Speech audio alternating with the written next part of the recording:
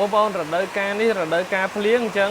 ស្នាប់របស់លេងយើងគួរតែមើលរបស់ណាមាន waterproof ហើយតម្លៃបើកចិត្តទៀតត្រូវអត់បងប្អូនអញ្ចឹងឡាននេះតម្លៃវាតែ55ទេតែ design មកស្អាតមែនតើហើយ waterproof យើងអាចលេងកាត់អីបាន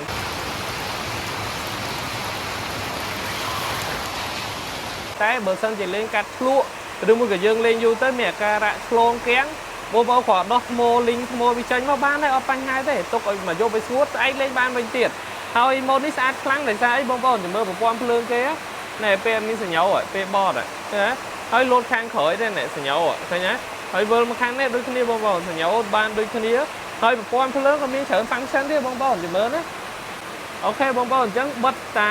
អាក្នុងយកតាក្រៅក៏បានបិទតាក្រៅយកតាក្នុងក៏បានឲ្យវាវិលជារង្វង់ចេះក៏បាននិយាយទៅវាលេងពុំតម្លៃប៉ុណ្ណឹងឯងមែនប្រព័ន្ធភ្លើងធ្វើមកមែនបងប្អូនជំរឿបើអានេះបើទាំងអស់ចេះឲ្យលោតចេះក៏បានឃើញវាឡៃ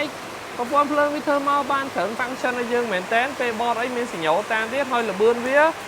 តុង40ទៅ45គីឡូម៉ែត្រក្នុងម៉ោងបងប្អូនប៉ុណ្ណឹងមើលលេងយើងត្រិះបានអីកងមកមាន8គ្រាប់មានកងប្រភេទចេះ4និងកងអាឡូងសម្រាប់ត្រិះលើការ៉ូហ្មង4អានេះត្រិះលេងមកបានបងប្អូនជំរឿឲ្យមានត្រិះឲ្យមើលបន្តិចណាហើយ speed វានេះពោកណត់បានដែរអញ្ចឹងអាហ្នឹងអាចនិយាយថាមកប៉ុណ្នេះមើលលេងបងប្អូនតោះទៅមើលការត្រិះតិច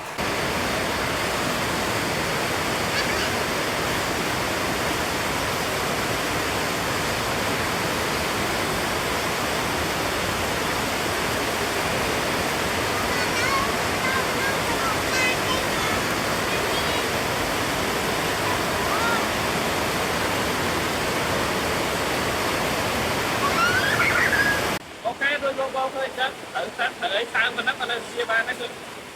ចូលទៅមកទេចូលនេះគឺធម្មតានៅរេស្ប៉ុនធម្មតាតែម្ដងតម្លៃញ៉ាំកន្ទៃមកបានតែ55ឯងបងប្អូន